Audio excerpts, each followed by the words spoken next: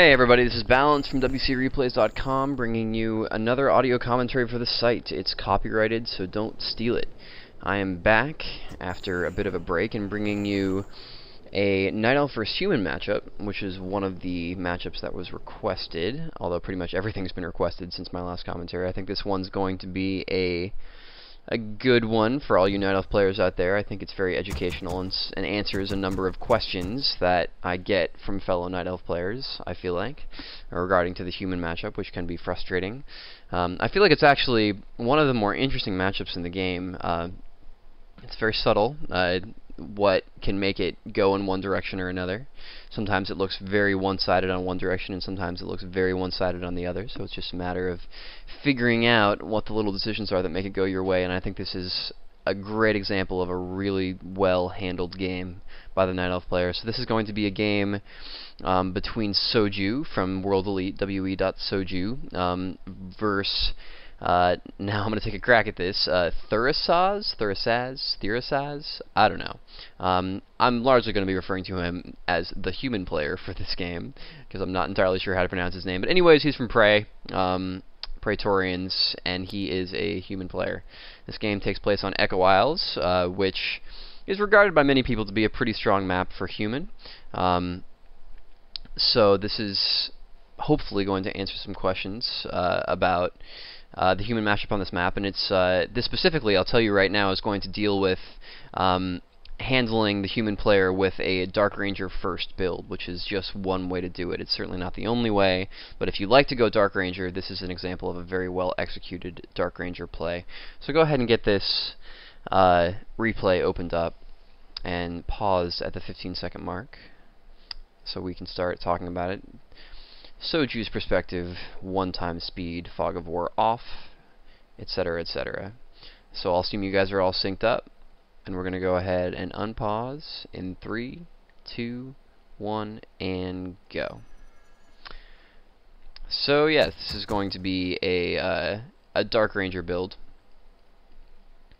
Soju does it slightly differently than what is perhaps a standard. Normally people start with 5 on gold, and then quickly place their Moonwell and then their Ancient of War. The reason why this is a little bit different is just so that he can get that Ancient of War down early, but still in his faraway position.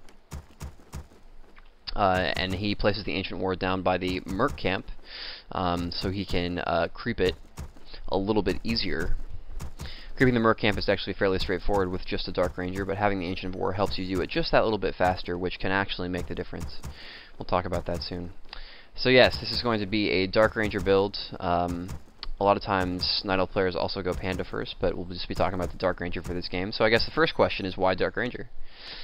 Well, I mean, the Dark Ranger has a lot of obvious advantages versus human. And I think the Dark Ranger is particularly strong against humans who expand.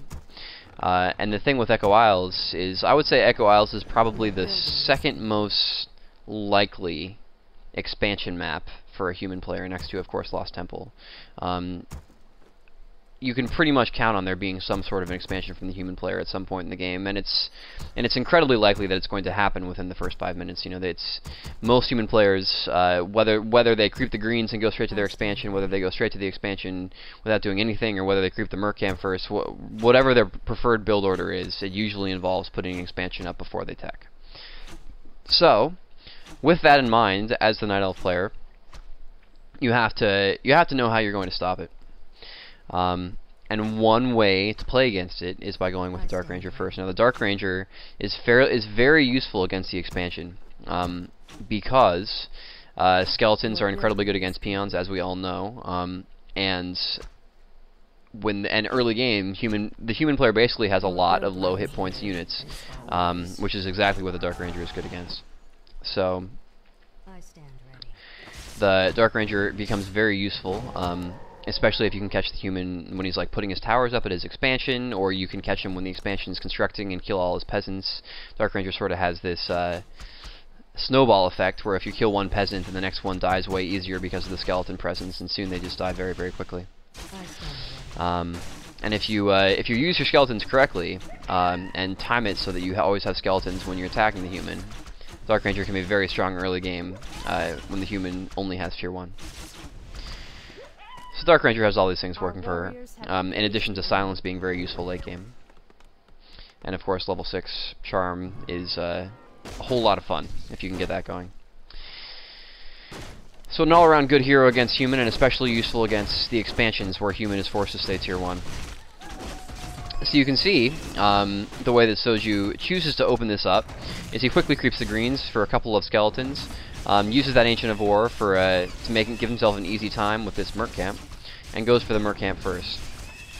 There are a lot of different preferences as to how you want to creep on this map. Creeping the Merc Camp is generally fairly safe. If the human player creeps their expansion right away and then runs straight to you, sometimes they will jack you here.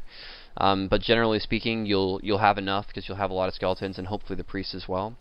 And of course, creeping the Merc Camp against human is always useful because the berserkers are always strong.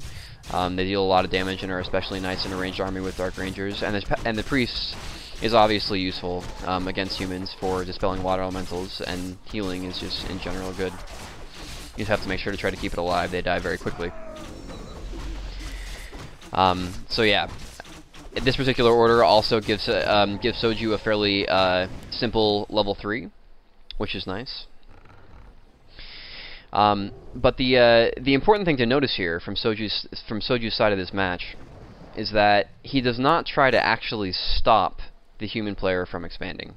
Not directly, anyways. He doesn't actually fight the human player while he's expanding. This is a little bit counterintuitive because as a Night Elf player, you often have the temptation, if you know your opponent's going to expand, to try to creepjack him while he does it. While this can often work out well for you, I find that strategy is a little too close to do or die a lot of the time. Because the reality is that most human players are going to be expecting that. Human players, in general, get a lot of practice at defending themselves from a creepjack while they're expanding. And more often than not, they're able to get the expansion up anyways. In which case you find yourself in a lot of trouble, because if you try to expand after a failed creepjack, then they'll just be all over you. So you're left without an expansion, fighting against a human with an expansion, and it's an uphill battle. Winnable, but an uphill battle. So instead what Soju does is he creeps in complete parallel with the human, and instead chooses to use this advantage of being able to tech, because human players by and large choose to spend their resources on towers and stay tier 1 a little bit longer than you will. And Soju, as you notice, his tech was not delayed at all, really, by his expansion attempt. So all of a sudden here he has a panda, and this is going to end up making a lot of difference in this fight. Soju's just using the Dark Ranger and Panda almost by themselves here, keeping his archers on the outside to take down these very vulnerable tier 1 units from the human player. So Soju just places expansion without delaying his tech and keeps the human completely occupied to ensure that the expansion goes up, and all the while his tech is considerably faster than the humans. So he really has a lot of advantages on his side right now. Because he's got a second hero out very early. A panda is incredibly strong against the human player because even a level 1 Breath of Fire is very good against everything the human has. And meanwhile, Soju has Dryads coming out, whereas the human player is only just starting his tech to tier 2. Now, a lot of human players will get their tech faster than this, but in any case, they won't have an answer to your Dryads right away. And if you are keeping the human constantly busy and using your Dark Ranger effectively to just pick off individual units like this and try and punish him for using Defend, Defend does nothing against heroes, then you will be able to come out of this with a fairly sizable advantage because you will have killed his footmen, maybe lost your archers in the process, but killed his footmen, and then all of a sudden you have Dryads and a panda. And that combination will be enough for you to, hopefully, for you to stay on top and maintain the advantage, because now the resources are equalized. You should have a hero level advantage.